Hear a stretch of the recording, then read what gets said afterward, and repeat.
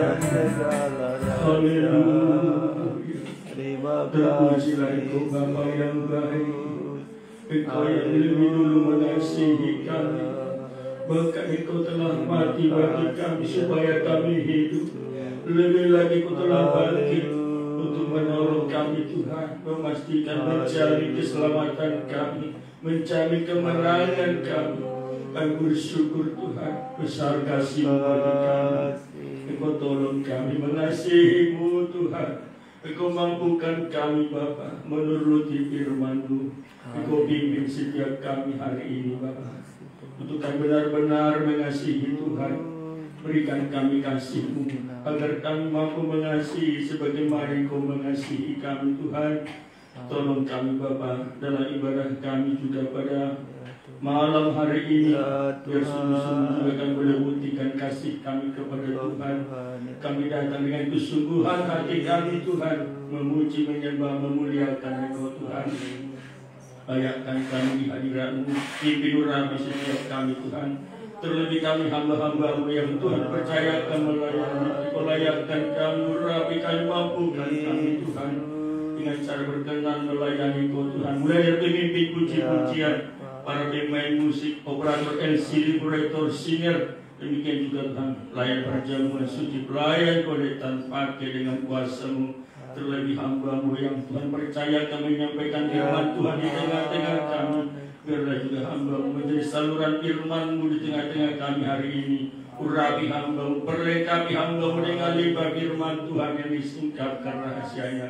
Dan setiap kami yang boleh datang malam hari ini sungguh-sungguh boleh merasakan kasih sayang Tuhan, perhatian Tuhan. Kuasa Allah nyata mengubahkan kami, menghibur, menguatkan kami. Terima kasih Bapa yang baik. Saudara-saudara kami, jikalau ada dalam perjalanan menuju tempat ini, hantarkan Tuhan, bersegera tiba di tempat ini. Bersama-sama kami beribadah kepada Tuhan. Saudara-saudara kami berhalangan datang, apapun pergumulan mereka, nyata uluran tangan Tuhan menolong mereka. Lingkungan kami ini Kau berkati dengan sukacita, dengan damai sejahtera, dan suka bersyukur. Di tempat ini kami berbahagia, menikmati yang terbaik dari Tuhan. Terima kasih Bapa. Kalau ada kuasa-kuasa kegelapan, roh-roh jahat di udara, dengan segala bentuk pekerjaan yang mau mengganggu kami saat beribadah, bersatu hati kami menolaknya, mengusirnya. Dalam nama Yesus kami perintahkan lenyaplah oleh kuasa darah Yesus. Terima kasih Tuhan. Segala puji, hormat, kemuliaan hanya bagi-Mu. Dalam nama Tuhan Yesus Kristus kami berdoa dan mengucap syukur. Kami perlaskan ibadah kami hari ini. Haleluya, bersama kita katakan amin. Puji Tuhan, kita persilakan duduk. Haleluya. Kita bersyukur kembali kita malam hari ini boleh menghampiri Tuhan kita, Allah yang mengasihi kita, untuk menikmati kasih-Nya yang besar bagi kita. Dan biarlah kita datang dengan kesungguhan hati kepada Tuhan, dan kita percaya nyata kuasa Tuhan bagi kita semuanya. Kami sampaikan salam damai sejahtera dalam nama Tuhan Yesus bagi kita semuanya. Salam. Haleluya. Tangkap pujian kita setiap hari mujizat.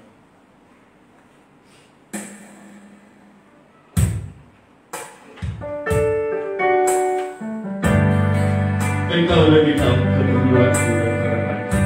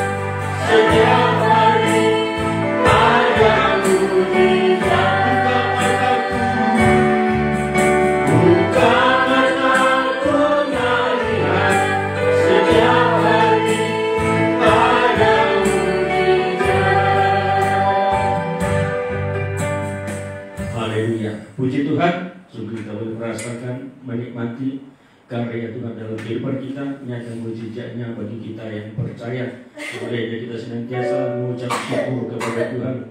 Haleluya. Mari kita angkat pujian kita, segala puji syukur. Saudara kita makin berdiri bersukacita kita pujian itu bagi Tuhan. Haleluya.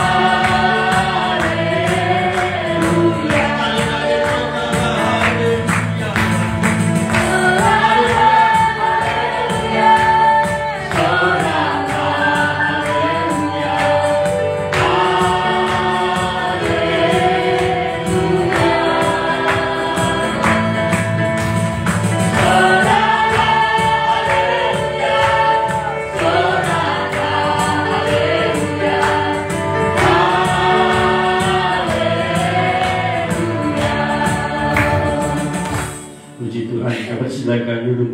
Haleluya, haleluya. Mari kita angkat pujian kita, taburkan firman-Mu. Firman-Mu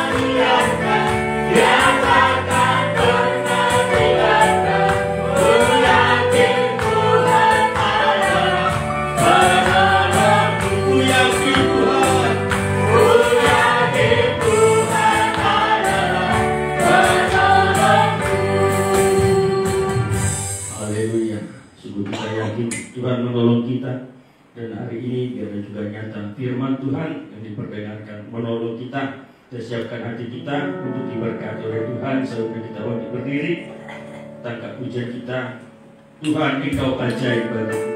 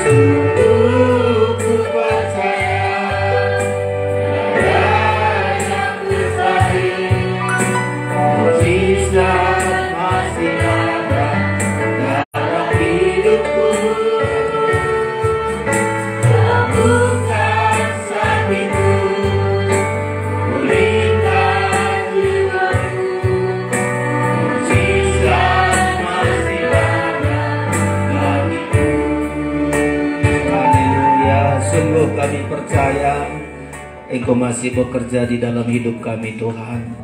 Tidak berubah kuasa-Mu, mujizat demi mujizat, keajaiban demi keajaiban. Sejak dari kami lahir sampai kami hidup di dunia ini, sampai bahkan Engkau angkat kami dalam kemuliaan-Mu, itu adalah keajaiban-keajaiban yang kami nikmati. Ajar kami untuk bisa mengerti keajaiban Tuhan. Ajar kami untuk bisa memahami segala yang Engkau perbuat bagi kami Tuhan. Sehingga kami boleh selalu merendahkan diri, kami selalu bersyukur, kami belajar percaya dan taat segala sesuatu yang Engkau perbuat bagi kami. Malam hari ini juga jika kami bisa ada di hadirat Tuhan, sungguh-sungguh karena kami melihat pertolongan-Mu dalam setiap langkah hidup kami bisa ada malam hari ini ya Tuhan. Bukalah hati kami untuk menerima firman-Mu, perjamuan kudus yang Engkau sediakan bagi kami, memberikan kekuatan bagi kami Tuhan, untuk terus-menerus diubah oleh Tuhan, sampai kami digenapkan untuk menjadi segambar dan serupa dengan Engkau Tuhan. Hanya Tuhan yang bisa melakukan itu, dan kami percaya kuasa-Mu sanggup ya Tuhan.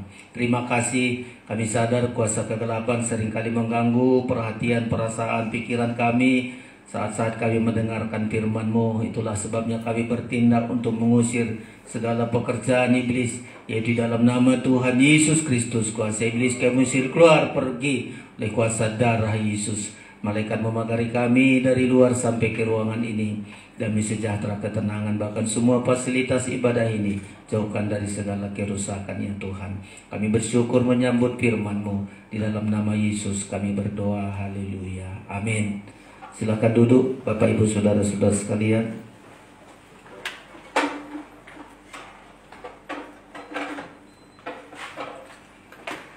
Haleluya, kita bersyukur menikmati segala anugerah dan kasih Tuhan yang Tuhan berikan bagi kita, Bapak Ibu Saudara-saudara sekalian,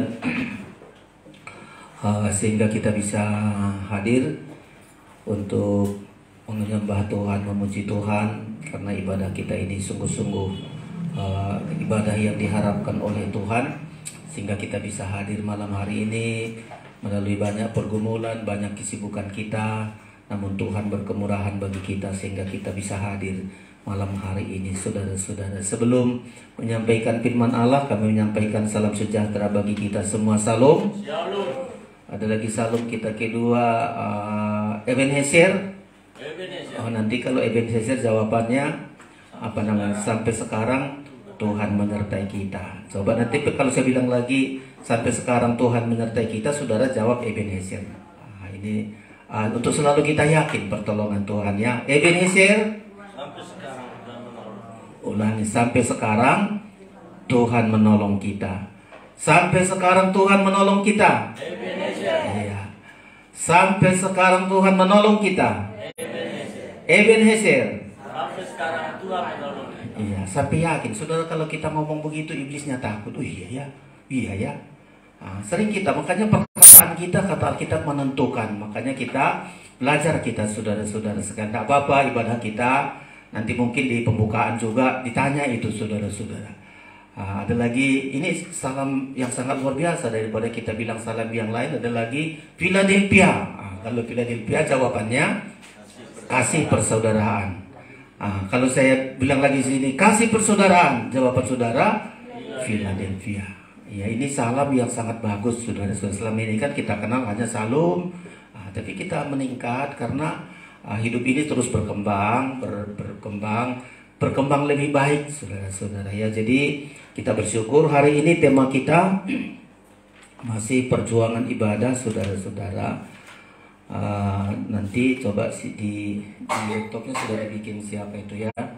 Perjuangan ibadah mengingat keajaiban. Nah, di hari Minggu lalu udah kita belajar, kita bisa melihat keajaiban dan mulai sejak lahir kita itu adalah keajaiban sampai kita nanti terangkat ke surga. Itu keajaiban, saudara-saudara. Bahkan justru banyak masalah di dalam hidup kita. Kita klaim itu Tuhan adanya masalah supaya nyata keajaiban Tuhan. Di minggu kemarin nyata masalah kepada Yusuf, aduh berat sekali. Tapi setiap langkah selalu ada keajaiban. Daud juga mengalami hal-hal yang sukar sekali. Tapi ada keajaiban-keajaiban, dan setiap kesukaran itu jika kita berkata Tuhan nyatakan keajaiban-Mu, kita melihat hidup kita makin naik terus. Demikian Hana di dalam rumah tangganya, masalahnya sangat luar biasa. Tapi dia percaya setiap masalah itu adalah supaya Tuhan nyatakan mujizatnya di tengah-tengahnya, supaya Tuhan nyatakan keajaiban di dalam hidup kita, saudara-saudara sekalian. Hari ini kita mau masuk Paskah di bulan 4, saudara-saudara. Ada 3 keajaiban yang harus kita ingat Tuhan sudah perbuat dan kita juga harus perbuat, saudara-saudara. Ada hal yang perlu dikoreksi dari hidup kita. Seringkali kita hanya tahu, oh Tuhan sudah lakukan, lalu kita tidak lakukan apa-apa. Nah, ini yang satu saat Tuhan bilang, aku tidak mengenal engkau, karena Tuhan sudah lakukan banyak hal. Terus kita lakukan, kita mengenal Tuhan, Dia selalu lakukan banyak hal. Tapi banyak hal kita nggak lakukan apa-apa. Nah, keajaiban yang Tuhan tunjukkan ini supaya kita juga berperan penting di dalamnya. Kita juga ikut andil di dalam keajaiban itu. Ini yang kita pelajari hari-hari ini, nubuatan Mazmur pasal 77. Jangan kita, oh Tuhan ajaib, titik di situ, saudara-saudara. Seumpama kita lihat keajaiban Tuhan, Yesus mati loh, lalu bangkit, itu ajaib. Lalu titik di situ aja, ya Yesus mati. Ya karena dia Tuhan, ya mati dia. Karena dia Tuhan, ya bangkit. Hanya titik di situ. Enggak kita lihat apa sih mau ku perbuat. Apa tindakan saya? Gimana sikap saya dengan keajaiban kematian dan kebangkitan Kristus? Kita kan ada bidang kita. Ada hal yang kita lakukan di dalamnya. Nah, banyak orang percaya. Oh, saya percaya Yesus mati, dia bangkit. Lalu apa yang kau berbuat? Ya nggak apa-apa, nonton saja. Ya karena dia Tuhan, ya lakukan itu. Kalau dia nggak Tuhan, ya nggak bangkit. Lalu di situ saja. Tapi kita mau perdalam, saudara-saudara. Ada hal yang dilakukan Tuhan dan ada juga yang harus kita lakukan keajaiban. Tapi kita baca dulu Mazmur pasal 77. Iya. Engkau Allah melakukan keajaiban. Mazmur 77 ayat 15, 16 lalu ditambah nanti di ayat 21, saudara-saudara. Ya, kita baca saja. Ini merupakan nubuatan ungkapan hati dari pemazmur ini. Dia melihat bagaimana keajaiban Tuhan sangat luar biasa. Ini Mazmur Asaf, saudara-saudara. Dia melihat kemuliaan Tuhan begitu dahsyat. Ayat yang ke-15 kita baca bersama. 1, 2, 3. Engkaulah Allah yang melakukan keajaiban. Engkau telah menyatakan kuasa-Mu di antara bangsa-bangsa. 16. Dengan lengan-Mu engkau telah menebus umat-Mu, Bani Yakub dan Bani Yusuf. Ayat yang ke-21. Engkau telah menuntun umat-Mu seperti kawanan domba dengan perantaraan Musa dan Harun. Di Alkitab kita yang sudah kita baca ini, pemazmur Asaf ini melihat, saudara-saudara, keajaiban-keajaiban yang Tuhan perbuat. Dia ingat. Ini dia tidak langsung suatu itu, tapi diceritakan oleh leluhurnya, diceritakan oleh orang tuanya. Ingat ya, Tuhan lakukan keajaiban-keajaiban. Ya, Tuhan lakukan keajaiban. Makanya seperti kita, yang penting kita wariskan, kita ceritakan, dan harus kita ingatkan kepada generasi kita bahwa ada keajaiban dalam hidup ini. Jadi pemazmur Asaf ini ingin ceritakan kepada keluarganya, kepada siapapun, kepada bangsanya, bahwa Tuhan itu melakukan keajaiban-keajaiban. Nah, bagi kita juga sekarang, saudara-saudara, kita juga belajar keajaiban yang terjadi bagi bangsa Israel itu juga merupakan gambaran keajaiban yang kita miliki. Ya, ini keajaiban yang terus kita miliki, saudara-saudara. Sehingga dengan keajaiban ini kita tidak hanya berkata, oh Tuhan ajaib, lalu kita berpangku tangan. Oh Tuhan ajaib, ya memang Tuhan ajaib. Ya kalau dia nggak ajaib berarti ada dari Tuhan. Kita kan seringkali begitu. Nggak ada respon kita, nggak ada tindakan kita, nggak ada sikap kita tentang keajaiban Tuhan itu. Nah, inilah yang harus kita pelajari, saudara-saudara. Kalau dunia ini sudah tahu bahwa Tuhan itu ajaib, bagaimana menciptakan bumi ini, menciptakan dirinya, segalanya ajaib. Tapi responnya nggak benar, tanggapannya nggak benar, saudara-saudara. Nah, keajaiban pertama ada titik-ketik si Erik di situ. Coba cari gambarnya. Keajaiban pertama adalah penebusan kita dari perbudakan dosa. Oh, itu keajaiban pertama, saudara-saudara ya. Keajaiban penebusan. Itu ajaib. Ya, kalau bagi bangsa Israel, untuk menebus bangsa Israel dari perbudakan dosa, harus disembelih domba Paskah, dan domba Paskah itu dioleskan di ambang pintu. Lalu ketika malaikat maut jalan di sekeliling itu, selamat, saudara-saudara. Nah, rupanya hanya dengan darah itu menyatakan keajaiban. Malaikat maut melewati rumah orang Israel. Oh, itu keajaiban. Ya. Dan orang-orang akan melihat, oh ajaib. Ayat membilang anjing aja nggak menggonggong orang Israel. Kenapa? Karena ada darah. Di Paskah hari-hari ini kita mesti melihat. Saya melihat keajaiban, kelepasan dari dosa kita, dari perbudakan itu adalah dari darah Kristus. Makanya di ayat bilang, bangsa Israel tindakannya gimana? Jangan, udahlah, kalau memang terjadi mujizat dioleskan saja. Bangsa Israel juga disuruh. Kalau Tuhan melakukan mujizat, bangsa Israel jangan ada ragi. Nah, siapa yang ada ragi akan binasa. Nah, itu tindakan saudara-saudara. Ya, makan Paskah harus bersegera-segera. Itu ada aturannya. Setiap rumah tangga menyediakan domba Paskah ini, saudara-saudara. Dan sama seperti kita. Nah, orang Israel, udahlah, kalau mau hiduplah, nggak mau bertindak apa-apa, nggak menerima keajaiban itu. Ya, nah sama seperti kita, saudara-saudara. Siapa orang Kristen tidak tahu lagi bahwa Yesus mati di sana? Semua orang tahu. Semua sudah tahu, bahkan salibnya setiap Jumat sampai Minggu berbicara tentang Paskah. Tapi nggak ada hal-hal yang mengubah hidupnya. Keajaiban itu akan mengubah hidup kita. Ini yang ingin saya sampaikan. Ya, karena kita terlalu banyak, saudara-saudara, hanya tahu perbuatan Tuhan. Oh, Tuhan lakukan ini, Tuhan lakukan. Lalu nggak tahu kita apa perbuatan saya. Apa sih yang saya perbuat? Nah, inilah kelemahan kita. Kita mau mengenal Tuhan saja lakukan begini.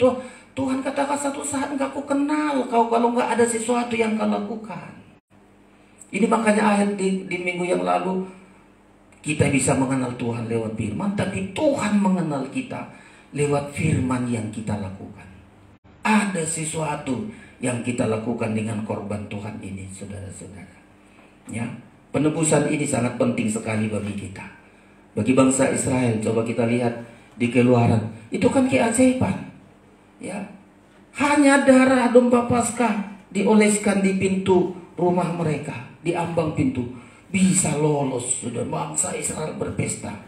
Sementara bangsa Mesir yang tidak ada darah domba Paskah, semua menangis, meratap, karena tidak ada rumah tanpa kematian, tanpa maut, saudara-saudara. Ya, makanya bagi kita, belajar kita, saudara-saudara, di perayaan-perayaan Paskah ke depan ini, ada sesuatu hal yang harus kita lakukan. Jangan hanya kita tuntut Tuhan lakukan, Tuhan lakukan begini, Tuhan lakukan begitu. Tidak, saudara-saudara. Ya, pasal 12, coba kita lihat ini, saudara-saudara. Ya, bagaimana Paskah itu akan menjadi bagian kita. Ya, pasal 12 dari Keluaran, saudara-saudara, kita lihat ayat, nanti Pak Mangunsong membantu saya baca ayat yang ke-1 mulai. Demikian firman Tuhan, Keluaran 12 ayat 1. Iya. Berfirmanlah Tuhan kepada Musa dan Harun di tanah Mesir. Iya. Bulan inilah akan menjadi permulaan segala bulan bagimu. Terus? Itu akan menjadi bulan pertama bagimu tiap-tiap tahun. Betul. Katakanlah kepada segenap jemaah Israel, pada tanggal 10 bulan ini diambillah oleh masing-masing seekor anak domba menurut kaum keluarga, seekor anak domba untuk tiap-tiap rumah tangga. Iya, seekor anak domba untuk tiap-tiap rumah tangga. Mungkin orang, berat kali ini. Kami kan punya domba pun gak sulit kali. Waktu itu bangsa Israel masih terjajah, saudara-saudara.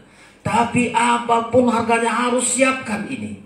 Harus siapkan seekor anak domba untuk tiap-tiap rumah tangga. Harus, ya, Tuhan lakukan mujizat. Bangsa Israel juga ada sesuatu yang dilakukan.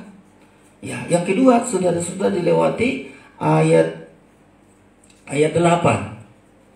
Iya, ayat 8. Demikian dagingnya harus dimakan mereka pada malam itu juga. Iya. Yang dipanggang mereka harus makan dengan roti yang tidak beragi beserta sayur pahit. Iya.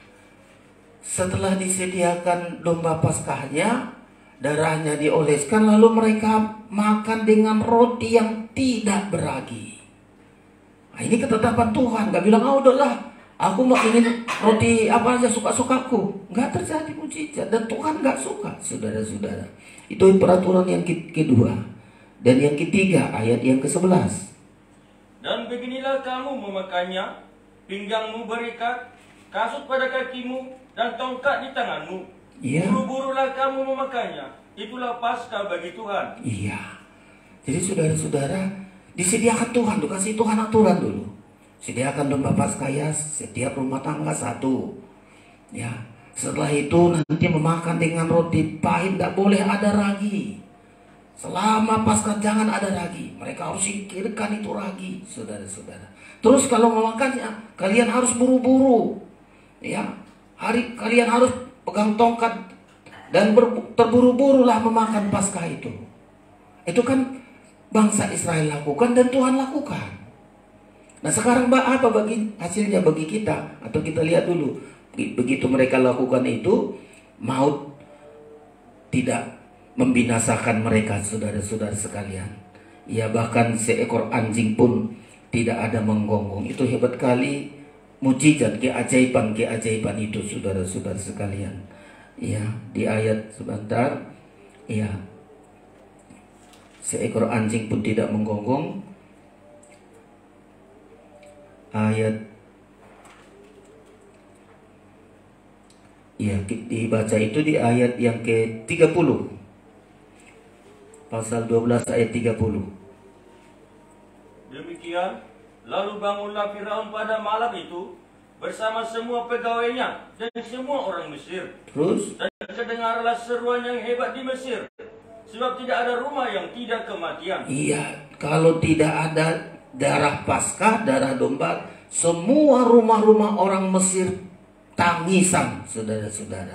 Ya, di ayat yang ke-31. Lalu pada malam itu dipanggilnyalah Musa dan Harun.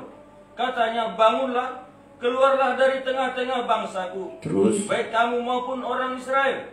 Pergilah beribadahlah kepada Tuhan seperti katamu itu. Terus? Bawalah juga kambing dombamu dan lembu sapimu seperti katamu itu. Tetapi pergilah dan pohonkanlah juga berkat bagiku. Ayat 33 kita baca bersama. 1, 2, 3. Orang Mesir juga mendesak dengan keras kepada bangsa itu, menyuruh bangsa itu pergi dengan segera dari negeri itu.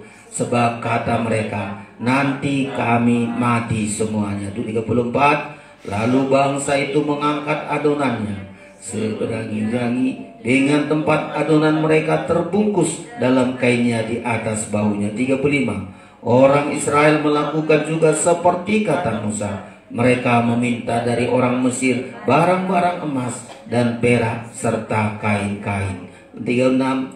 Dan Tuhan membuat orang Mesir bermurah hati terhadap bangsa itu sehingga memenuhi permintaan mereka.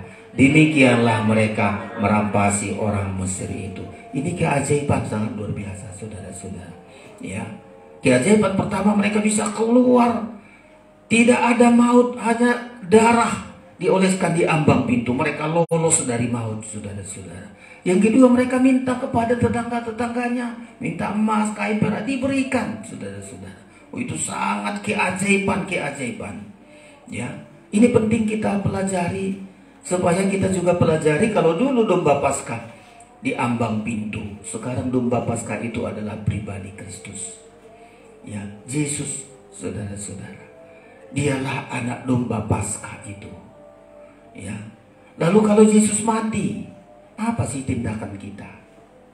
Ya, kalau umumnya orang-orang Kristen tradisi, kalau nanti Jumat Agung pergi ke kuburan, bersihkan kuburan, kebaktian di situ, gak ada kebaktian malam, ada kebaktian lagi Minggu pagi, saudara-saudara. Waduh, ya, Yesus mati, ya, untuk menebus kita. Apa tanggapan kita? Apa yang harus kita sediakan, saudara-saudara? Ya, atau seperti yang saya bilang tadi, ya, Yesus matilah karena dia Tuhan. Ya, kalau dia nggak mati, dia nggak Tuhan. Apalagi kalau dia nggak bangkit, karena dia Tuhan, matilah dia lalu bangkit. Cukup di situ saja. Nggak kita lihat kematian Kristus itu untuk kita. Ya, dan ada sesuatu yang kita lakukan, saudara-saudara. Dan inilah yang diminta oleh Tuhan bagi kita, mujizat-mujizat itu. Makanya saya sangat heran kalau hari-hari ini manusia kalau sudah berbicara mujizat, kesembuhan, berkat. Kesembuhan, berkat. Itu saja, saudara-saudara. Ya, nggak salah, saudara-saudara. Betul itu. Ya, tapi bukan pada hal itu yang utama sekali diminta oleh Tuhan. Kalau Yesus pun di dunia ini menunjukkan bagaimana keajaiban, harapannya selalu supaya tinggalkan dosanya, dia selamat. Mujizat itu sarana dan tujuan dari Tuhan adalah supaya orang yang berdosa itu kembali kepada Tuhan dan diselamatkan dan terus menerus diubah sampai serupa dengan Tuhan. Nah, sekarang kita dengan penebusan Kristus. Kemarin di bangsa Israel sudah kita melihat itu, saudara-saudara sekalian. Ya, dia menebus bangsa Israel, melepaskan bangsa Israel dari perbudakan. Sehebat itu keajaiban Tuhan lakukan. Lalu selalu kita bilang, maksud Tuhan apa? Maksud Tuhan dengan lakukan begitu? Apakah orang Mesir bilang, oh Tuhan, orang Israel bisa loh, bisa begini? Hanya di situ saja? Enggak, saudara-saudara. Bukan hanya di situ supaya orang Mesir bilang, oh Tuhan, orang Israel hebat ya orang. Enggak. Ada rencana Tuhan yang begitu besar bagi bangsa Israel. Sama seperti kita. Kalau kita melihat Yesus mati, tidak supaya oh hebat ya, oh Tuhan orang Kristen mati lalu bangkit pada hari ketiga, hebat ya. Bukan hanya itu, saudara-saudara. Makanya selalu kita bilang, Tuhan bukakan mataku untuk melihat keajaiban-Mu. Tema kita hari ini, supaya kita melihat keajaiban dari Tuhan. Kalau kita lihat keajaiban itu, lalu banyak hal yang bisa positif kita lakukan. Kalau bangsa Israel dilepaskan dari perbudakan, apa sih tujuan Tuhan? Ya, sehingga sampai dia lakukan dihukum 10 penghukuman kepada orang Mesir, 10 tulah. Apa sih yang Tuhan ingin pesan? Apa sih yang ingin Tuhan rencanakan? Ya, kita lihat rangkaian itu begitu luar biasa. Keajaiban Tuhan lakukan kepada orang Israel, melepaskan dia dari Mesir dengan darah domba Paskah. Apa sih tujuan dari Tuhan? Yang pertama adalah supaya dilepaskan dari perbudakan. Tuhan kasihan kepada bangsanya yang diperbudak. Sama kita. Kalau Tuhan sampai rela mati, apa yang ingin Tuhan buat dari hidup kita? Tuhan ingin lepaskan kita dari perbudakan dosa. Kasihan kali Tuhan terhadap kita, terus diperbudak dosa. Ya, nggak ada seorang nabi atau siapapun yang hebat yang bisa melepaskan manusia dari dosanya. Harus turun Tuhan Yesus. Itu pun dia rela mati. Itu kan rencana Tuhan yang sangat luar biasa bagi kita. Makanya kita bilang, Tuhan, buka mataku, selipkan mataku untuk melihat keajaiban-Mu. Kalau kita melihat keajaiban Tuhan, kita lihat dulu gambaran dari bangsa Israel. Dilepaskan dia dari perbudakan. Apa sih maksud Tuhan? Tuhan ingin ubah dengan mujizat keajaiban itu. Akan kuubah budak ini menjadi raja. Itu keajaiban. Akan kuubah bangsa yang sudah jadi budak ini 400 tahun. Akan kuubah dia menjadi imamat rajani. Menjadi raja-raja. Nah, bagi kita, apa sih sampai Tuhan rela mati loh? Ya, ingin juga Tuhan ubah kita. Saya ingin mengubah pribadi seseorang ini dari diperbudak dosa. Akan kuubah dia menjadi raja-raja, menjadi pemimpin, menjadi mulia bersama dengan Tuhan. Oh, itu hebat kali loh, saudara-saudara. Ya, jadi tidak nanti kita bolak-balik perayaan Natal. Ya, kalau di gereja-gereja lain dibikin peramennya atau apanya, oh ini Yesus, gambar Yesus disalib juga, diiring-iringi, dipukul-pukul. Lalu ada juga orang nangis kasihan. Lalu setelah itu balik lagi berbuat dosa. Ingin Tuhan tekankan bagi kita, saudara-saudara. Ya, ada hal yang tersembunyi sehingga Yesus rela mati bagi kita. Kita minta kepada Tuhan, Tuhan bukakan mataku, celikkan mataku untuk melihat keajaiban-Mu ini. Ya, kalau hanya kesembuhan sakit jadi sembuh, puji Tuhan. Nggak selamanya sembuh, lama-lama sudah cukup umurnya meninggal pula. Lalu kita bilang, oh mana kesembuhan, kenapa dia mati? Kalau kita hanya berhenti kepada kesembuhan, ya, tapi tidak berhenti kepada kesembuhan, kita bilang pula kalau dia mati di dalam Tuhan, satu saat dia bangkit. Keajaiban lebih hebat lagi. Keajaiban sakit sembuh ajaib, tapi keajaiban lebih dahsyat lagi adalah orang mati bangkit dan menyongsong Yesus mempelai itu lebih ajaib lagi.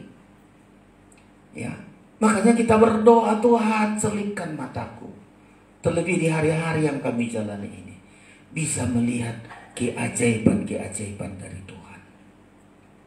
Nah, bagi kita, saudara-saudara, kalau Tuhan mati bagi kita, ya, kalau bangsa Israel domba Paskah yang mati disembelih, bagi kita di Korintus berkata Kristus anak domba Paskah itu sudah disembelih bagi kita, saudara-saudara, ya, supaya kita hidup di dalam Dia, hidup di dalam kebenaran, dan keajaiban itu terus akan menjadi bagian kita, saudara-saudara sekalian.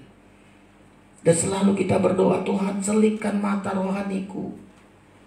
Ya, kalau tidak, ya seperti saya bilang tadi, saudara-saudara, ya kita ke gereja, kita acara-acara besar, ya, nggak ada ke depan kita melihat di dalam hidup kita terus bolak-balik begitu. Ya, Yesus mati, sampai rela mati. Apa yang diperjuangkan Tuhan? Kalau hanya kesembuhan, hanya berkat-berkat jasmani terlalu kecil lah itu, saudara-saudara. Betul. Masih kecewa Tuhan, masa aku mati hanya supaya kau sembuh, supaya hanya diberkati perkara jasmani. Ya, kesembuhan kan perkara jasmani, berkat-berkat itu bukan perkara jasmani. Bukan hanya itu yang Tuhan ingin bawa dalam hidup kita. Ada hal yang lebih indah lagi, saudara-saudara. Dan selalu kita doakan itu. Ya, nanti saya perdalam lagi sedikit. Jadi ada 3 keajaiban kita, saudara-saudara, yang harus kita nikmati di pasal 77 tadi itu. Saudara, pertama adalah keajaiban Tuhan untuk menebus kita. Ya, ada lagi keajaiban yang kedua, coba lagi di situ, di sini ada dia bahkan si Erik. Ya, keajaiban kedua, saudara-saudara, supaya kita mengerti keajaiban dalam penggembalaan.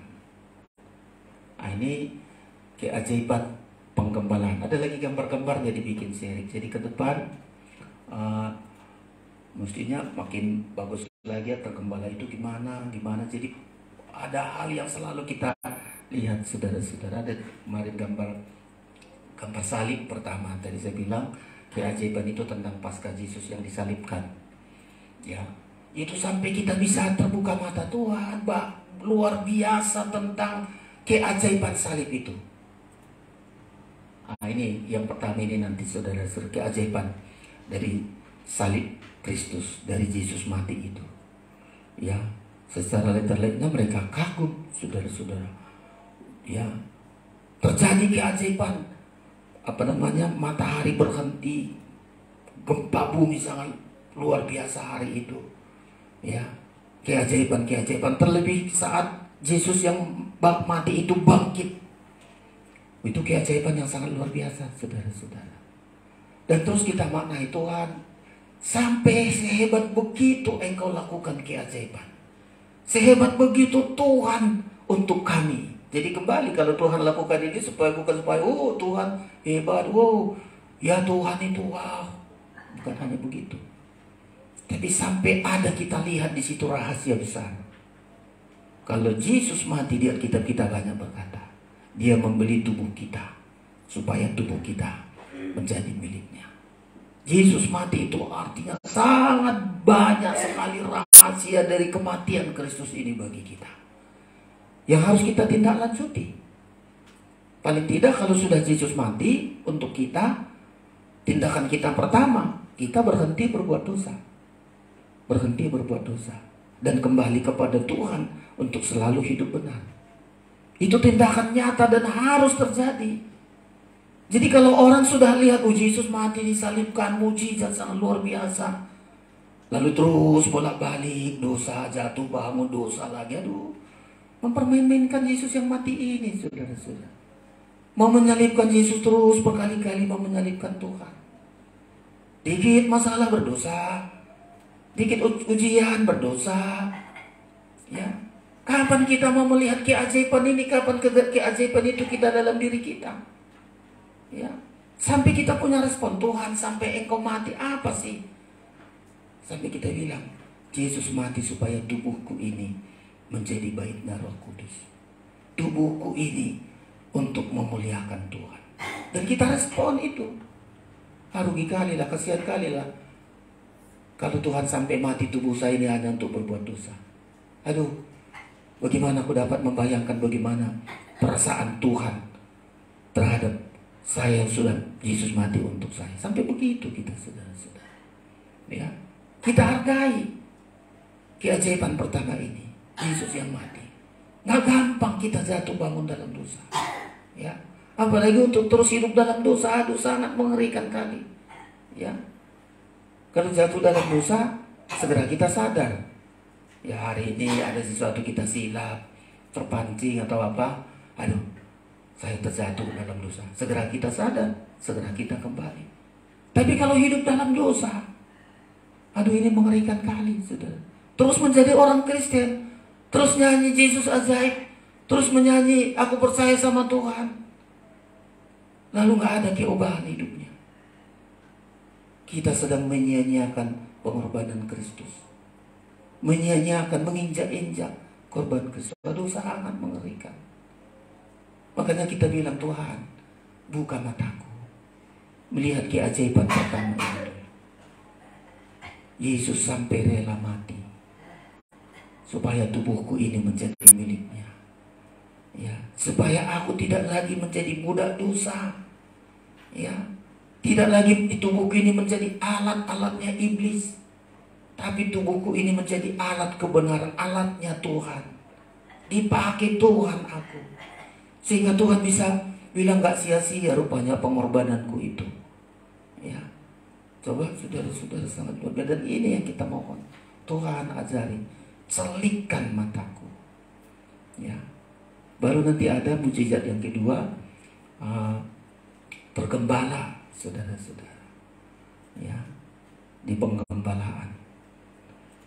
Jadi kita di bagian yang kedua, mujizat.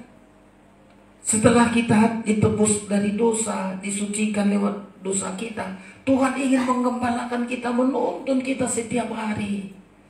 Ya, dibawa masuk terjadi mujizat, dibawa kita keluar terjadi mujizat. Keajaiban kita lihat. Yesus jadi gembala itu keajaiban bagi kita. Untuk apa, saudara-saudara? Dipelihara kita secara ajaib. Makanya kita bilang, Tuhan celikkan mataku untuk memandang Engkau sebagai gembala. Ya, kalau kita pandang Dia sebagai gembala, nggak khawatir kita tentang hidup kita. Betul, saudara-saudara. Ya, selalu kita bilang, Tuhan, Engkau adalah gembalaku.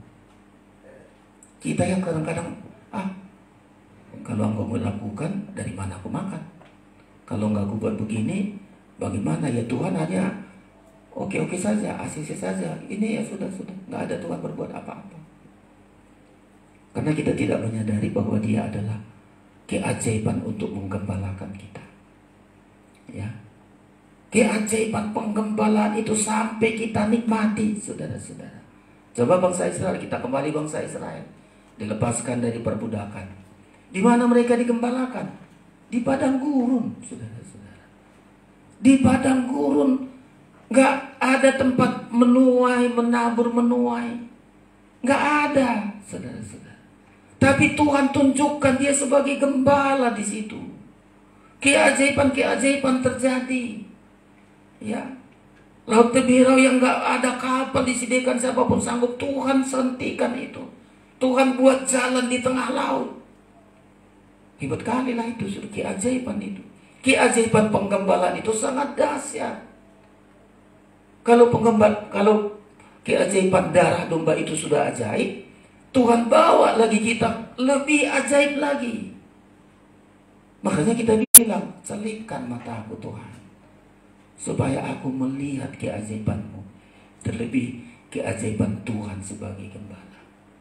Keajaiban Tuhan sebagai penebus dosa kita alami dan terus kita alami. Keajaiban Yesus sebagai gembala, sehingga nanti gak kata orang saja. Ya, sampai ada pengakuan kita seperti pengakuan Daud, Tuhan adalah gembalaku. Ya, Bangsa Israel coba 40 tahun gak menabur, saudara-saudara. Kalau di Mesir mereka harus siapkan batu bata sekian banyak, ya. Di padang gurun, di padang penggembalaan, mereka hanya membuat tabernakel. Angkat tabernakel menurut kehendak Tuhan. Kalau Tuhan suruh berangkat, berangkat. Disuruh berhenti, berhenti. Taat dengar-dengaran, ya. Dan itu sudah membuat bangsa Israel hidup dengan tenang, hidup dengan damai sejahtera, dilindungi, dipelihara Tuhan dengan luar biasa. Keajaiban ini tercelik mata kita, saudara-saudara, sehingga tergembala sama, ya, tidak terpaksa tapi terbuka mataku. Iya ya, kalau aku tergembala memang gak ada kemampuanku menanam menabur, terbatas, tidak ada sampai kita bisa berkata aduh tidak ada kemampuan saya, ya. Sehingga nyata Tuhan yang pelihara saya. Coba 40 tahun sudah dicatat oleh Alkitab. Makan mereka setiap pagi makanan malaikat, bisa disuruh oleh makan orang Israel. Makanan malaikat loh, mana itu, saudara-saudara. Seharusnya malaikat yang memakannya. Tuhan bilang ayo kirim di padang gurun, bangsa Israel penting makan, ya. Pingin mereka makan daging karena selalu alasannya, aduh di sana di Mesir kami gratis saja, nggak bayar apa-apa. Tuhan bilang, ya, aku akan kirimkan setiap petang ada burung puyuh. Terjadi loh, saudara-saudara. Malam, bagaimana supaya malam nggak ketakutan, nggak kedinginan? Tuhan kasih tiang api, ya. Siang supaya nggak kepanasan, Tuhan kasih tiang awan. Kalau kita tergembala, jujur kita, saudara, saya seringkali selalu berkata, Tuhanku ajaib sekali. Keajaiban penggembalaan itu benar-benar ku nikmati. Sampai diangkat Tuhan kita, saudara-saudara, dari budak masuk ke penggembalaan. Dari penggembalaan kita melihat lagi dahsyatnya Tuhan bagi kita, ajaibnya Tuhan bagi kita, ya. Terlebih kalau kita taat dengar-dengaran, karena rumus tergembala itu mendengar suara gembala dan mengikuti. Kayak bangsa Israel mendengar, kalau disuruh berangkat biar malam, ayo berangkat, ya. Nggak bisa bilang aduh malam ini masih mau melahirkan, ini mau sedang melahirkan. Karena bangsa Israel ada yang bayi-bayi lahir, suruh berangkat tidak ada alasan, aduh gimana ini, berangkat, saudara-saudara. Dan Tuhan lakukan keajaiban. Jadi keajaiban yang kedua nanti akan sampai kita nikmati. Tuhan, Engkau gembalaku, kulihat keajaibanmu dalam penggembalanku. Tergembala kita, saudara-saudara. Sampai satu saat tergembala kita ketika antikristus akan datang ke dunia ini. Kita dipelihara 1 masa, 2 masa, setengah masa, 3,5 masa, 3,5 tahun, 42 bulan. Oh, itu hebat kali, saudara-saudara. Di sana nggak ada yang bisa kita bawa, tapi Tuhan angkat kita ke sana, nggak bisa bawa apa, nggak bisa. Aduh, gimana ini supaya di sana dimakan anakku? Bawalah uang sekian, bawalah harta sekian, tertinggal kita. Ya, untuk berangkat ke sana dibutuhkan hanya sayap. Kepenyingkiran itu dibutuhkan 2 sayap, bukan harta, bukan kepandaian.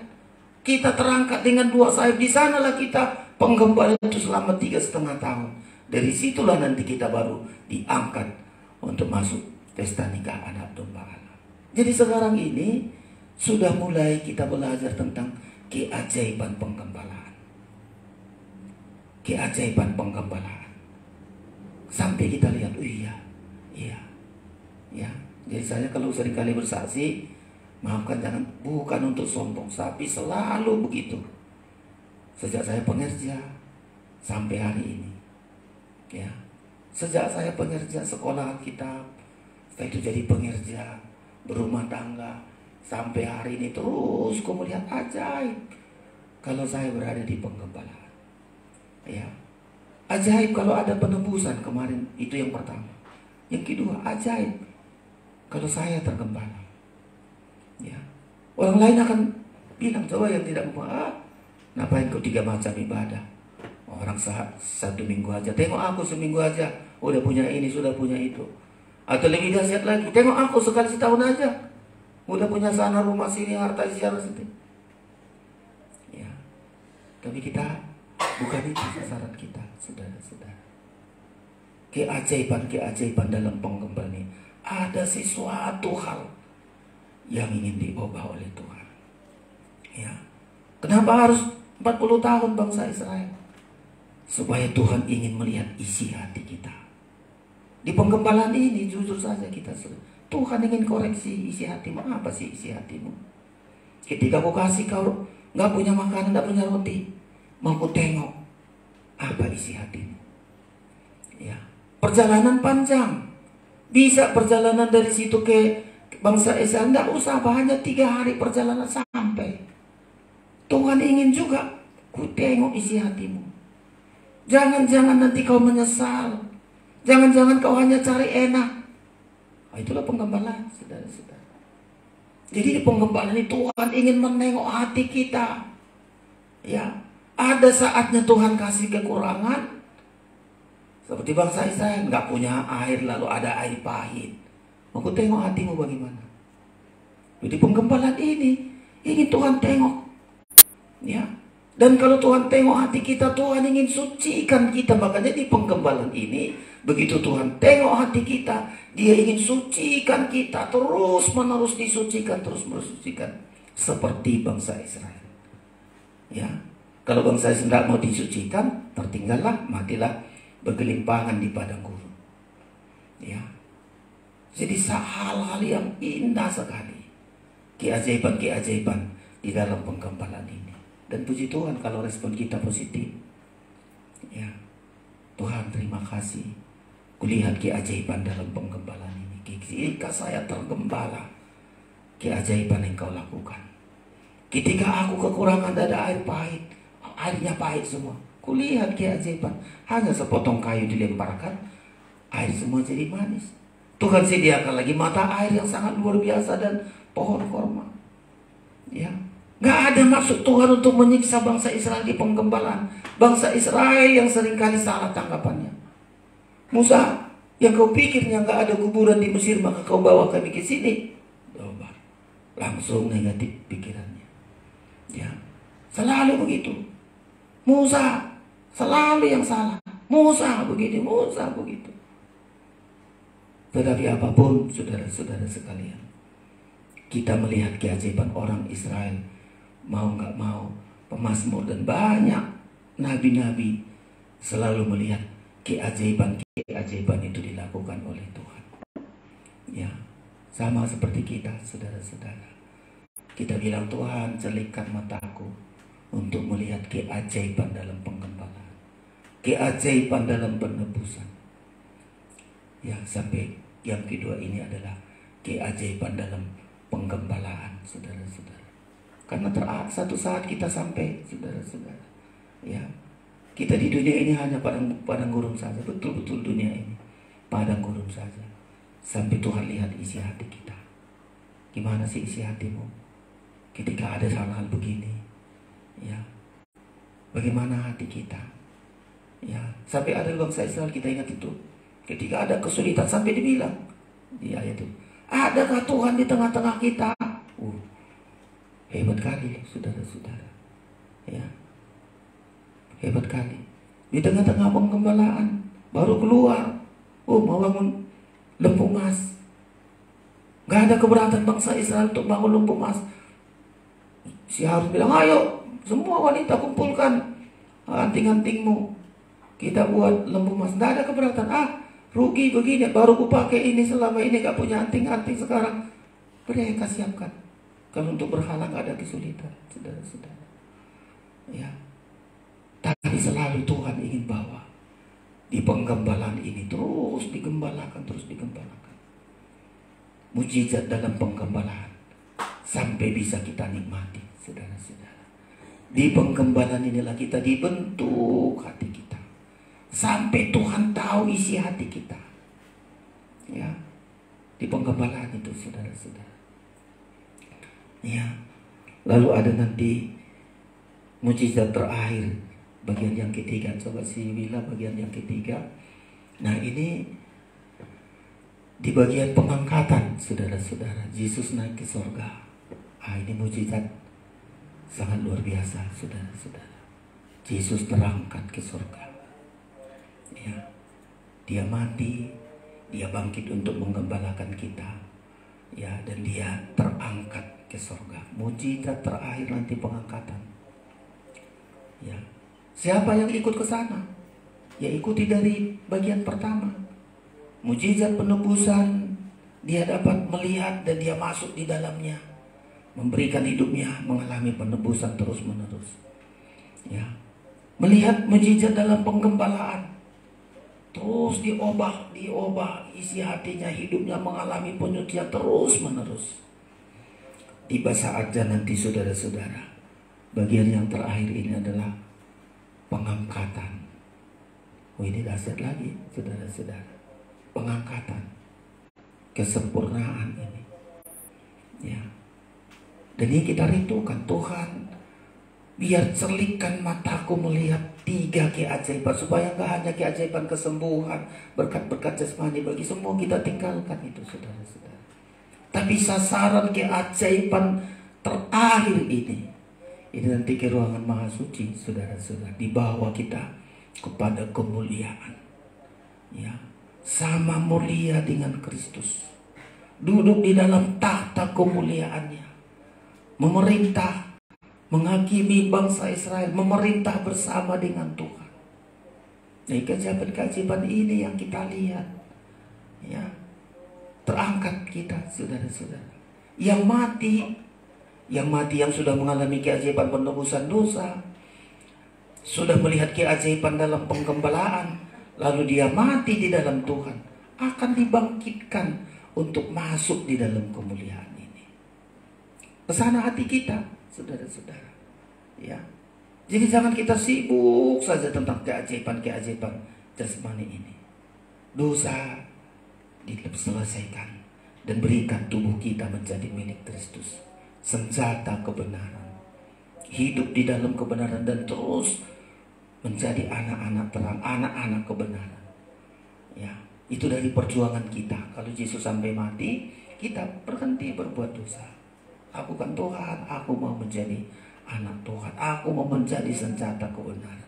Udah cukup banyak waktuku untuk melakukan berbuat dosa. Hari ini sisa umurku, berapapun umur engkau berikan, biar aku hidup untuk menyenangkan. Sampai begitu tekad kita. Karena kita punya respon terhadap tanda ajaib pertama penebusan itu. Lalu di penggembalaan kita bilang, Tuhan, di dunia ini memang tidak tempat menabur, tempat menuai. Susah sekali, kesulitan. Tapi ketika aku tergembala, banyak cara Tuhan di luar batas pengetahuan saya. Engkau bisa pelihara. Kita imani, saudara-saudara. Dan pasti Tuhan lakukan itu. Ya. Gembala yang baik menyerahkan nyawanya untuk domba-dombanya, dan kita itu. Ya. Supaya kita hidup, bukan hanya hidup sampai hidup tidak berkesudahan, hidup berkelimpahan. Kita imani. Celikkan mataku Tuhan melihat keajaiban itu. Ya, tadi belum kita baca Yohanes ini, tapi kita lihat Yesus sebagai gembala itu, saudara-saudara. Ya. Dan perlu kita bilang sama Tuhan, Tuhan, kulihat keajaiban-Mu. Engkau rela mati menebus dosaku, dan aku juga lakukan ini yang diminta Tuhan. Kulihat keajaiban dalam pengobatan, ini yang kulakukan Tuhan. Kulihat keajaiban tentang pengangkatan, ini yang kulakukan. Jadi gak hanya Tuhan lakukan, kita lalu berpangku tangan. Ada hal-hal yang kita lakukan, saudara-saudara. Di penggembalaan juga begitu. Tuhan adalah pasal yang ke-10, saudara-saudara. Ya, Dia adalah gembala kita. Ya, kita taat dengar-dengaran. Ya, silakan kita baca ayat ini, saudara-saudara. Pasal 10 ayat yang ke-14. Ya, pasal 10-14 kita baca bersama. 1, 2, 3. Akulah gembala yang baik, dan aku mengenal domba-dombaku, dan domba-dombaku mengenal aku. Kemarin ayat ini sangat hebat sekali. Sampai Tuhan mengenal kita. Jangan hanya kita mengenal gembala. Sampai Tuhan sebagai gembala itu mengenal. Loh, kalau nggak dikenal Tuhan, Tuhan bilang, wahai satu saat saudara-saudara ya, aku mengenal domba-dombaku dan domba-dombaku mengenal aku. 15, 1, 2, 3. Sama seperti Bapa mengenal aku dan aku mengenal Bapa, dan aku memberikan nyawaku bagi domba-dombaku. Terus ada lagi domba-domba yang lain yang bukan dari kandangan ini. Domba-domba itu harus kutuntun juga, dan mereka akan mendengarkan suaraku, dan mereka akan menjadi satu kawanan dengan satu gembala. 17. Bapa mengasihi aku, oleh karena aku memberikan nyawaku untuk menerimanya kembali. 27. Lewati 27, 1, 2, 3. Domba-dombaku mendengarkan suaraku, dan aku mengenal mereka, dan mereka mengikut aku. 28. Dan aku memberikan hidup yang kekal kepada mereka, dan mereka pasti tidak akan binasa sampai selama-lamanya, dan seorang pun tidak akan merebut mereka dari tanganku. Itu hebat kali saudara-saudara ya. Itu keajaiban itu. Tuhan rela menyerahkan nyawanya bagi kita. Ya, supaya kita hidup. Ya, supaya kita hidup. Ayat ini mengatakan saudara-saudara, supaya kita hidup berkelimpahan. Ayat yang ke-10 saya baca begini, pencuri datang hanya untuk mencuri dan membunuh dan membinasakan. Aku datang supaya mereka mempunyai hidup dan mempunyainya dalam segala kelimpahan. 11. Akulah gembala yang baik. Gembala yang baik memberikan nyawanya bagi domba-dombanya. Kita bersyukur ini keajaiban-keajaiban ini. Selalu kita bilang di suratan-suratan selalu disebutkan, kalau nyawanya saja diberikan bagi kita, apalagi dengan perkara-perkara dunia ini, pasti diberikan oleh Tuhan. Kita tunjukkan, Tuhan, aku mau melihat keajaiban-keajaiban di dalam penggembalaan. Ya, keajaiban dalam penggembalaan. Terlebih kita, saudara-saudara, di pola pengajaran ini 3 macam ibadah itu ukuran penggembalaan. Dan kita pastikan, Tuhan, kulihat mujizatnya. Ya, kekurangan ada, tapi di balik kekurangan itu Tuhan tunjukkan ini mujizat. Di luar batas pengetahuan kita. Di luar batas pengetahuan kita. Sampai begitu bangsa Israel, di luar batas pengetahuannya bisa air pahit jadi tiba-tiba manis. Lalu ada 12 mata air, ada pohon kurma. Itu di luar pengetahuan mereka. Bisa makan manna setiap pagi, ngambil masak, ada daging. Di luar batas pengetahuan. Sampai begitu kita tergembala. Di luar batas pengetahuan saya. Kok Tuhan bisa lakukan? Tuhan bisa lakukan. Maka setelah kita katakan, Tuhan selipkan mataku untuk melihat keajaiban-keajaiban. Keajaiban dalam penebusan dosa, keajaiban dalam penggembalaan, sampai terakhir keajaiban dalam pengangkatan. Dan kita rindu ke sana. Saudara, kalau tertinggal saat pengangkatan, aduh, kita lah yang paling menyedihkan. Ya, saat orang lain sudah disingkirkan, kita nggak tahu kapan itu, saudara-saudara. Saudara berat rasanya untuk pergi ke penyingkiran itu, karena kasusnya sangat banyak kali, saudara-saudara. Ketika Tuhan mau mengangkat, ya, ikatan dunia ini kuat bagi kita. Gravitasi bumi ini sangat mengikat kita. Daya tarik bumi ini, bahasa ilmiah kan gravitasi daya tarik. Ini kan gravitasi bumi ini, daya tarik bumi ini atas tubuh kita ini, saudara-saudara, kuat sekali. Daya tarik bumi ini. Ya. Kalau sudah makin kita kurangi daya tarik, enggak tertarik lagi kita, udah biasa-biasa saja. Biasa-biasa saja.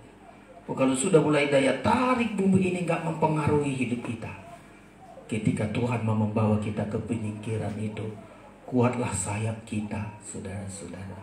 Wahyu pasal 12. Wahyu pasal 12. Bahkan kita belajar daya tarik bumi ini nanti seperti Paulus berkata, punya juga nggak apa-apa, nggak punya juga nggak apa-apa. Biasa-biasa saja. Kalau Paulus mengatakan punya uang biasa, nggak punya uang, daya tariknya nggak apa-apa. Nggak punya uang ada maksud Tuhan, punya uang juga ada maksud Tuhan. Daya tariknya nggak lagi kita miliki, supaya sayap kita nanti mampu terangkat kita dengan kedua sayap ini, saudara-saudara.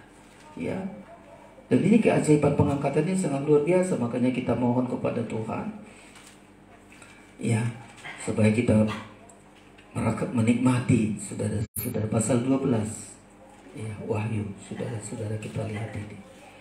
Ya, kita diberi sayap. Pasal 12, ya, ayat yang ke-13 kita baca ini, saudara-saudara. Ya, Wahyu 12 ayat 13-14. 1, 2, 3. Dan ketika naga itu sadar bahwa ia telah dilemparkan di atas bumi, ia memburu perempuan yang melahirkan anak laki-laki. 14. Kepada perempuan itu diberikan kedua sayap dari burung nasar yang besar, supaya ia terbang ke tempatnya di padang gurun, di mana ia dipelihara jauh dari tempat ular itu selama 1 masa dan 2 masa dan setengah masa, 3,5 masa, saudara-saudara. Nah, di sana kita nanti ada pemeliharaan Tuhan, dan dari sanalah kita nanti akan diangkat untuk bertemu dengan Yesus mempelai pria. Saudara, keajaiban ini mesti kita lihat, ya, mesti kita nikmati ini, saudara-saudara. Mulai sekarang, nggak terpengaruh. Sampai begitu kita, saudara-saudara, nggak terpengaruh. Punya makanan, puji Tuhan, enggak pun apa-apa. Ya, sampai begitu. Perkara-perkara jasmani nggak pernah lagi membuat hidup kita lemah, hidup kita naik, hidup kita hebat. Enggak. Perkara bumi ini, kalau Paulus mengatakan nggak apa-apa, udah biasa, aku kata Paulus. Ya, orang menjual seperti nggak menjual, nanti di ayat itu ya. Orang pembeli seperti nggak memiliki, orang yang memiliki ya nggak, seperti hanya lewat saja. Nggak ada untuk dibanggakan, oh nanti begini berharap kepada itu, enggak. Kalau selama kesana pengharapan kita, daya tarik inilah membuat kita, saudara-saudara.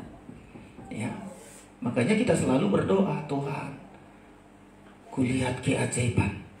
Sampai mulai hari ini, sampai kulihat keajaiban pengangkatan itu mulai sekarang. Tuhan siapkan kita. Tuhan siapkan kita, saudara-saudara.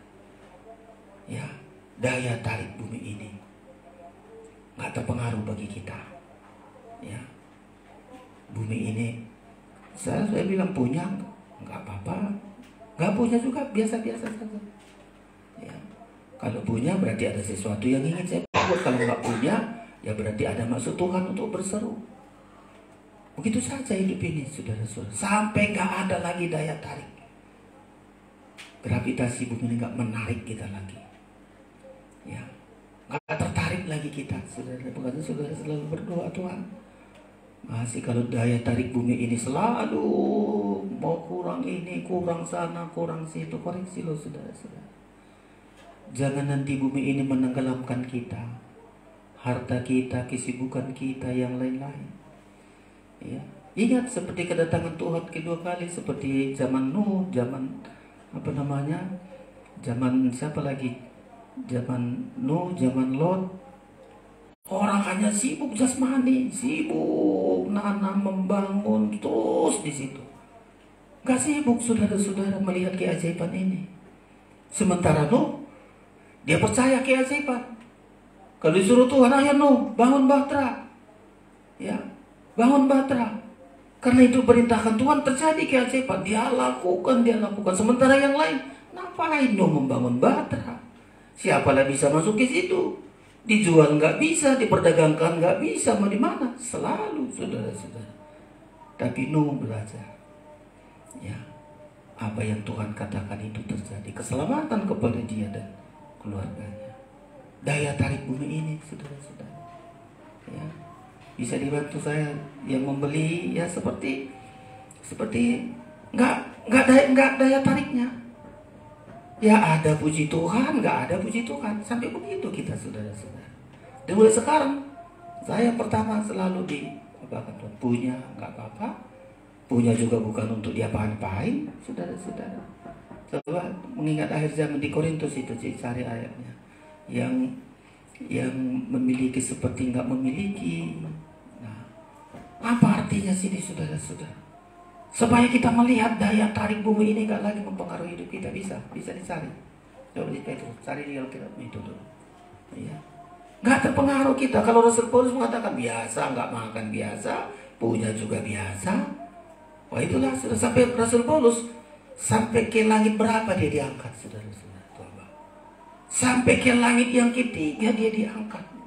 Ya. Pengangkatan itu dilihat karena sudah biasa saja. Ya punya puji Tuhan, nggak punya puji Tuhan. Daya tarik bumi ini nggak lagi. Dan ini keajaiban ini bagi kita. Tuhan sampai kulihat keajaiban itu di dalam hidupku. Ya. Jadi kalau kita mau melihat pengangkatan ini seperti Paulus sampai ke langit yang ketiga dia diangkat.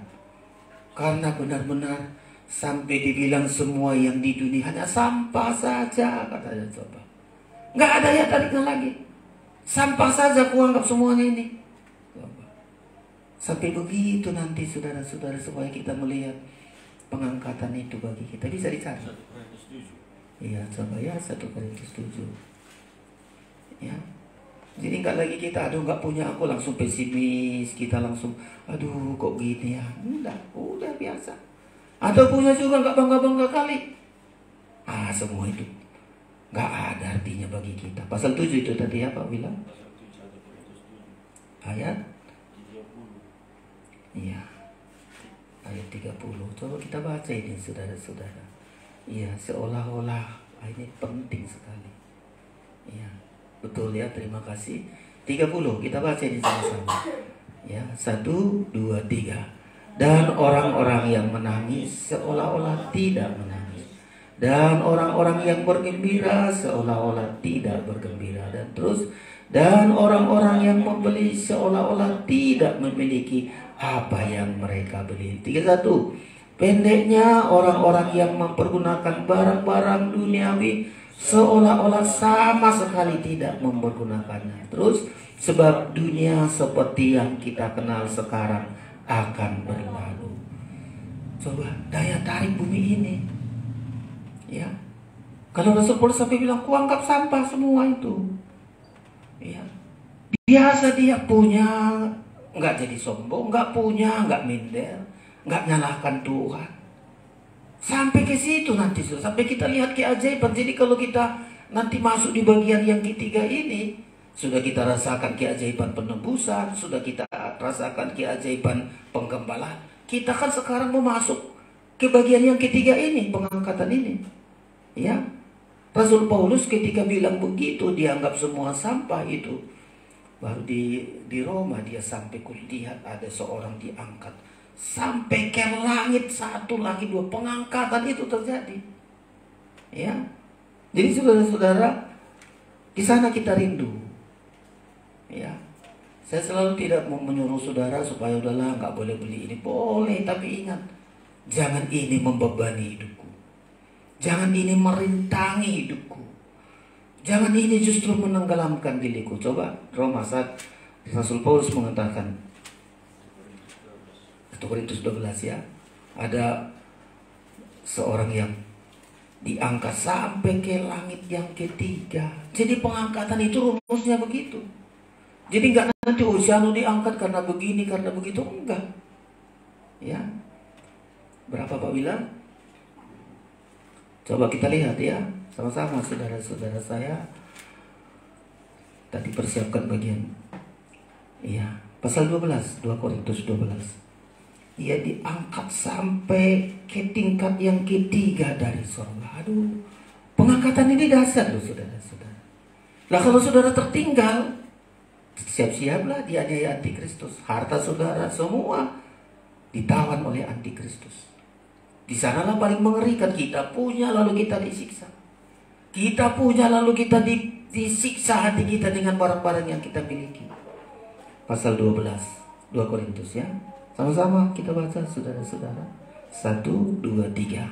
Aku harus bermegah sekalipun memang hal itu tidak ada faedahnya. Terus, Namun demikian aku hendak memberitakan penglihatan-penglihatan dan pernyataan terima dari Tuhan. 2. Aku tahu tentang seorang Kristen 14 tahun yang lampau, entah di dalam tubuh, aku tidak tahu, entah di luar tubuh, aku tidak tahu, Allah yang mengetahuinya. Terus orang itu tiba-tiba diangkat ke tingkat yang ketiga dari surga. Terus aku juga tahu tentang orang itu, entah di dalam tubuh, entah di luar tubuh, aku tidak tahu, Allah yang mengetahuinya. Coba diangkat loh saudara-saudara. Ya. Kenapa? Karena sudah biasa bagi dia. Biasa kelaparan, biasa diejek, biasa disiksa, biasa dipukuli. Aduh, sudah biasa, kata Rasul Paulus. Ya, kuanggap semua sampah, harta-harta juga. Kalau boleh dia kumpulkan harta, dia seorang yang kaya, keluarga yang sangat hebat, keluarga yang terkenal. Tapi dia harus setiap hari dia bikin tenda, memberitakan Injil, dipukuli, disiksa. Daya tarik bumi ini gak ada lagi bagi dia.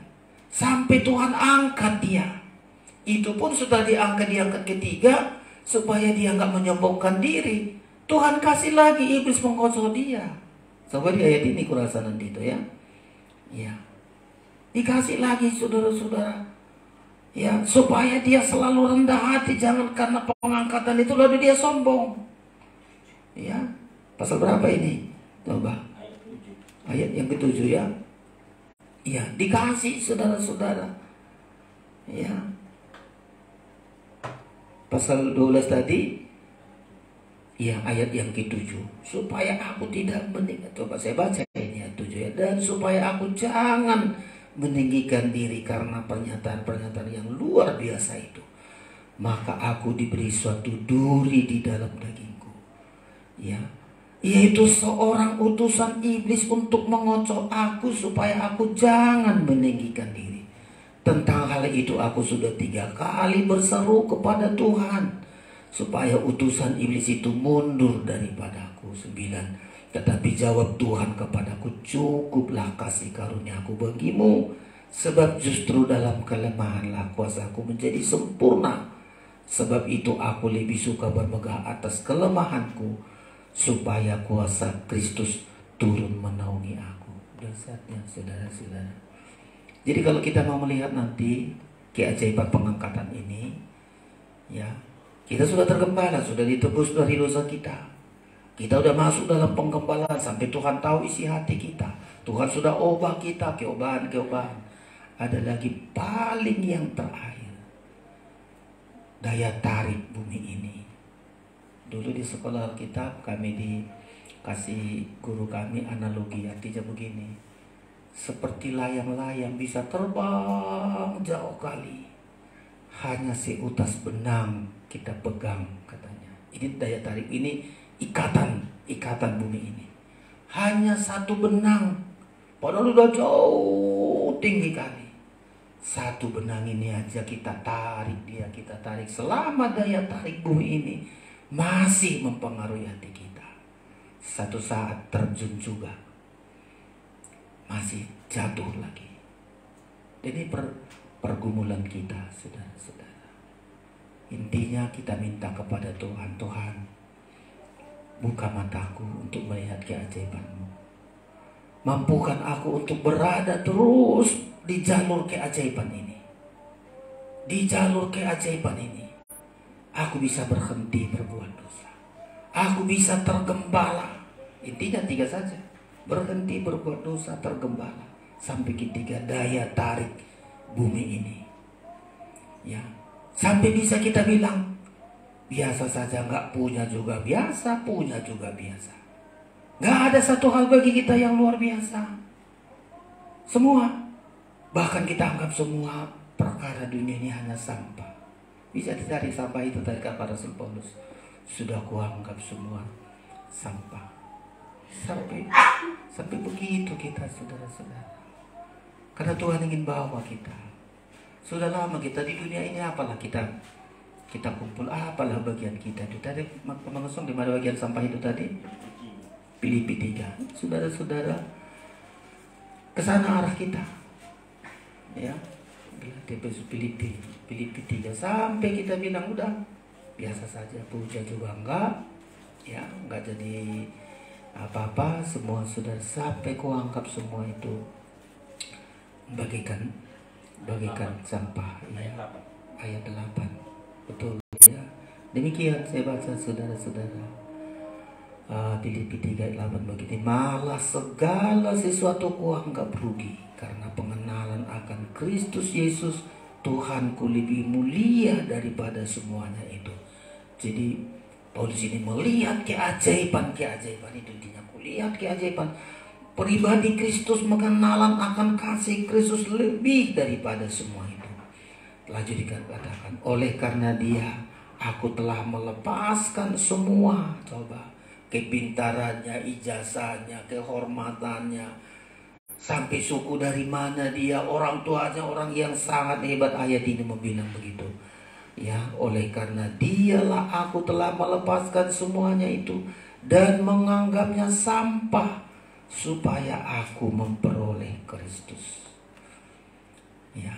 Dan ini menjadi pergumulan kita dengan memperoleh Kristus, memperoleh keajaiban Kristus ini bagian kita, ya, sehingga keajaiban yang Tuhan tunjukkan, 3 keajaiban ini menjadi keajaiban milik kita.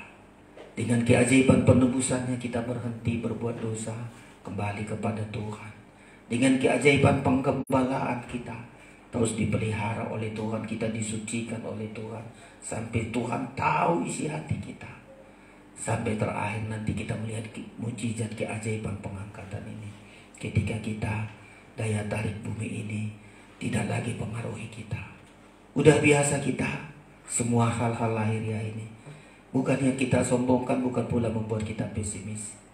Lagi kekurangan, puji Tuhan, tidak punya pun puji Tuhan. Semua sudah biasa. Kalau Rasul Paulus mengatakan sudah biasa, tidak lagi mempengaruhi. Ini kami sampaikan malam ini. Tuhan memberkati kita. Pemain musik datang ke depan. Bawa di rumah Bapak itu, bawa di rumah Bapak.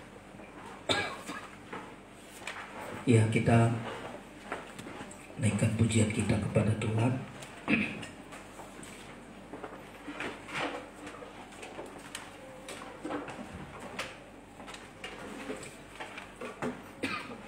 Dia tinggalkan surga mulia. Kita persiapkan diri kita untuk menerima tubuh dan darah Kristus.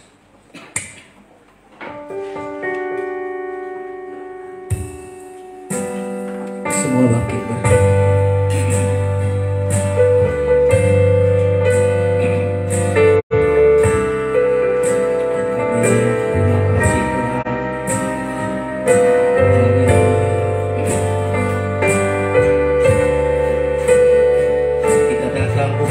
Kepada Tuhan, Dia tinggalkan surga, Dia tinggalkan surga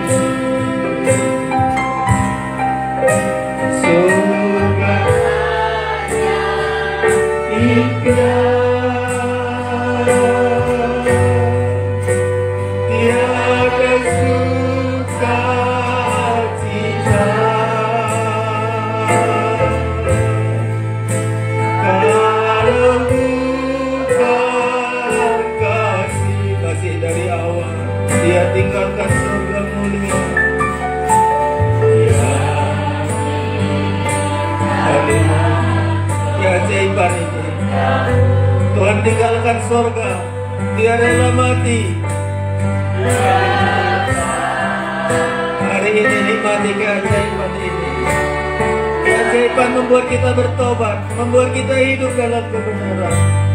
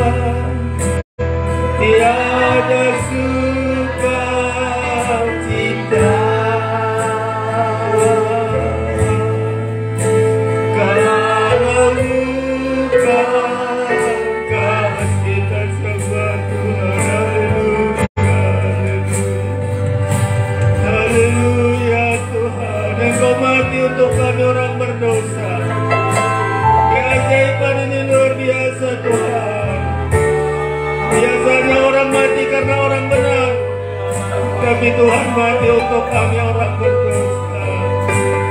Tuhan, Engkau mengasihi kami, bukan karena kami baik, bukan karena kami hebat, karena kami dulu bermudah dosa. Tuhan, terima kasih Tuhan. Engkau inginkan kami tidak terus-menerus hidup dalam dosa. Engkau inginkan kami hidup menjadi dalam kebenaran, menjadi anak-anak kebenaran. Terima kasih Tuhan. Sudah cukup banyak waktu kami berbuat untuk melakukan dosa. Jika Engkau masih berikan kami hidup, biar kami gunakan hidup ini untuk menyenangkan-Mu Tuhan, sehingga mujizat ini benar-benar menjadi bagian kami. Terima kasih Tuhan, terima kasih. Buka mata rohani kami, celingkan mata kami melihat keajaiban-Mu, dan genapkan firman-Mu di dalam hidup kami Tuhan. Keajaiban ini akan menjadi milik kami ketika kami berhenti berbuat dosa. Keajaiban ini menjadi milik kami ketika kami tergembala dengan benar. Dan keajaiban ini menjadi milik kami ketika daya tarik bumi ini tidak memperbudak kami. Terima kasih Tuhan. Kami bersyukur seberapa lagi Engkau biar berikan kami hidup sebelum Engkau datang Tuhan. Engkau sedang mempersiapkan kami. Dan biarlah firman-Mu ini kami dengar Tuhan. Bukan hanya sekedar untuk kami tahu, untuk kami mengerti, tapi benar-benar kami bertindak ya Tuhan. Tidak lagi jatuh bangun dalam dosa, tapi kami benar-benar tergembala. Hidup ini dipelihara dengan ajaib. Bahkan satu saat Tuhan, tidak ada lagi yang bisa mengikat kami dari dunia ini. Kami akan terbang bersama dengan Engkau Tuhan. Tersedia tubuh dan darah-Mu. Perjamuan kudus bukan kebiasaan, tapi adalah kebutuhan kami. Jika ada dosa, biarlah ampuni Tuhan, sucikan, agar tubuh dan darah membawa berkat bagi kami, membawa kehidupan kepada kami. Tubuh dan darah mempunyai kuasa bagi kami, ada kuasa kebangkitan. Kami sambut tubuh dan darah-Mu dengan iman percaya kami dalam nama Yesus. Kami berdoa, haleluya, amin. Ya, kita naikkan pujian kita lagi. Pujian ini kita terima tubuh dan darah Kristus. Dia tinggalkan surga. Kita terima dengan iman percaya kita. Dia tinggalkan surga.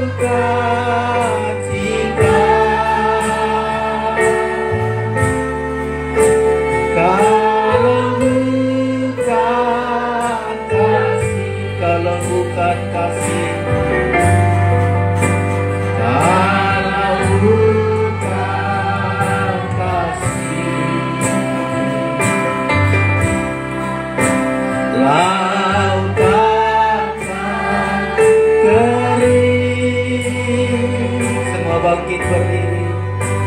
Langit tak berpindah,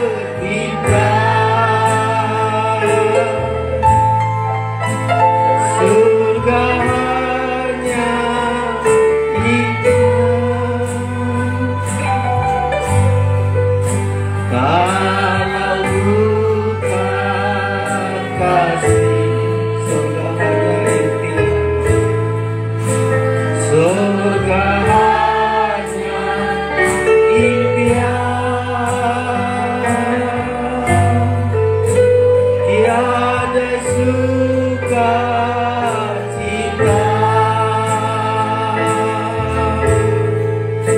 kalau bukan kasih. Terima kasih Tuhan Yesus. Kami ada malam hari ini, kami bisa bertahan hidup karena kasih Tuhan bagi kami. Keajaiban-keajaiban sejak kami lahir sampai hari ini terus menjadi bagian kami Tuhan Yesus. Keajaiban yang terbesar yang kami melihat, Engkau sudah mengampuni dosa kami. Engkau membawa kami tergembala sampai Engkau membawa kami Tuhan tidak terikat dengan daya tarik bumi ini. Mampukan kami Tuhan, hanya dengan kuasa Roh Kudus firman ini menjadi praktik dalam hidup kami. Kami tidak mau tertinggal untuk dianiaya antikristus, tapi kami akan terangkat seperti janji firman-Mu. Kekuatan ini ada bagi kami melalui tubuh dan darah-Mu. Setiap kami menikmati tubuh dan darah-Mu, keajaiban itu terus berjalan ya Tuhan. Berkati roti ini menjadi tubuh-Mu, anggur ini sungguh-sungguh menjadi darah-Mu. Saudara angkat tinggi-tinggi tubuh Kristus, dengarkan firman Allah. Sebab apa yang telah kuteruskan kepadamu telah aku terima dari Tuhan, yaitu bahwa Tuhan Yesus pada malam waktu Ia diserahkan mengambil roti, dan sesudah itu Ia mengucap syukur atasnya. Ia memecah-mecahkannya dan berkata, inilah tubuhku yang diserahkan bagi kamu, perbuatlah ini menjadi peringatan akan aku. Kita makan bersama dalam nama Tuhan Yesus Kristus.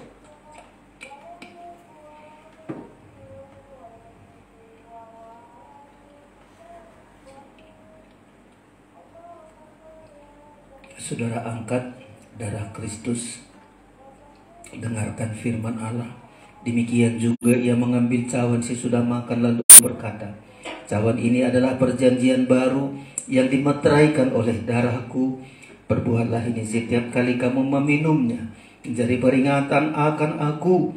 Sebab setiap kali kamu makan roti ini dan minum cawan ini, kamu memberitakan kematian Tuhan sampai Ia datang. Kita minum bersama dalam nama Tuhan Yesus Kristus. Haleluya. Zaman sekarang berjalan, zaman sekarang berjalan. Ulurkan tanganmu kepada Tuhan. Lihat dunia kedengaran sini sana, kedengaran sini sana, banyak kabar menyatakan berlindunglah dalam sabda. Sekali lagi zaman sekarang,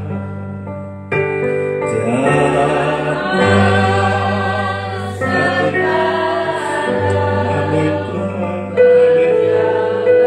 Keajaiban-Mu sudah menebus kami, keajaiban-Mu sudah menggembalakan kami, sampai keajaiban-Mu akan mengangkat kami Tuhan. Kami masuk ke tempat pengungsian ini bersama Engkau Tuhan.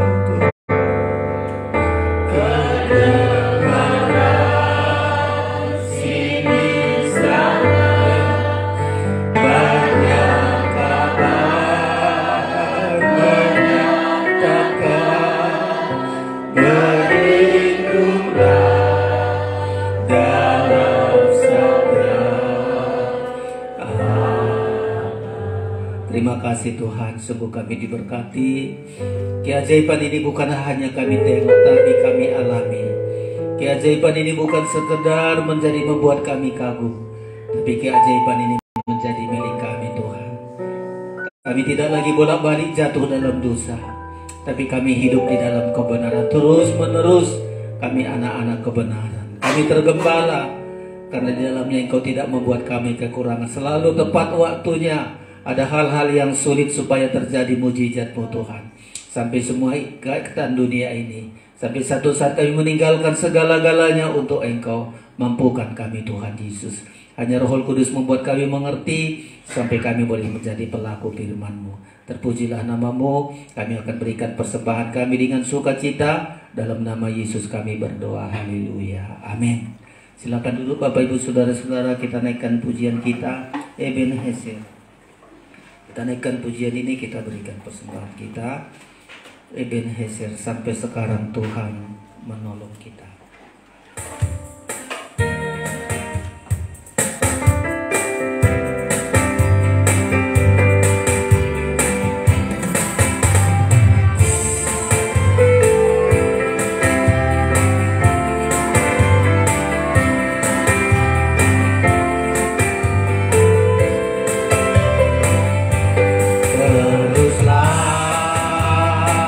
Berseru padanya, amin.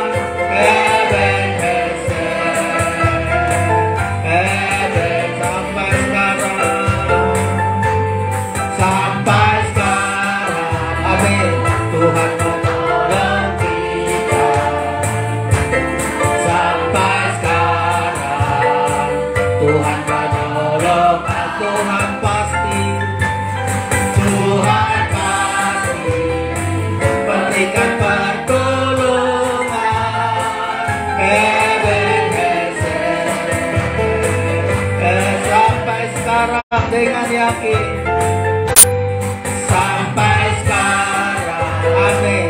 Tuhan menolong kita sampai sekarang.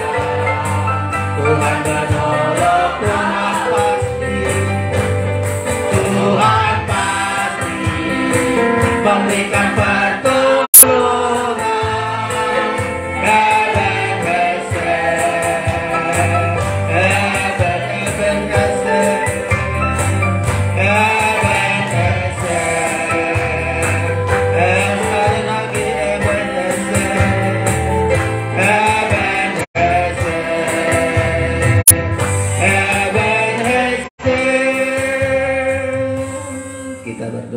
Sungguh kami bersyukur ya Tuhan, Engkau begitu baik bagi kami. Percaya yakin pertolongan Tuhan terus menerus bagi kami. Dan hidup hari ini karena pertolongan-Mu Tuhan tidak pernah terlambat. Dan selalu Engkau setia menolong kami Tuhan.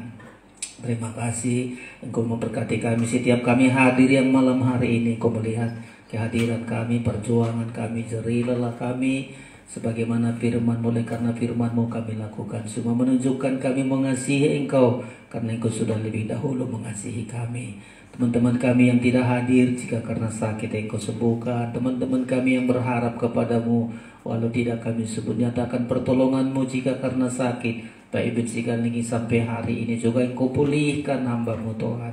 Teman-teman kami yang lain Tuhan, jamah semua, agar kami senantiasa melayani Engkau Tuhan.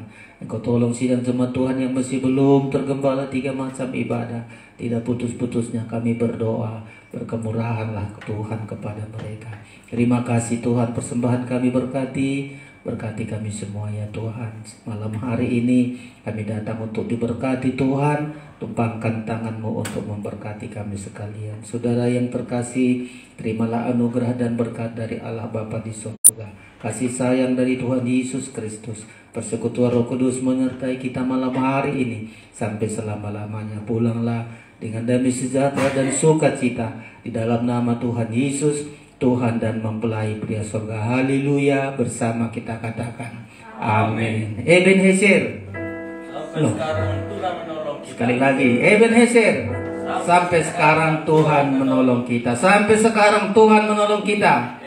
Ebenezer. Besok lagi pelajari Philadelphia. Nanti Pak Mangunsong udah belajar lagi Philadelphia. Tuhan memberkati kita semua. Salam.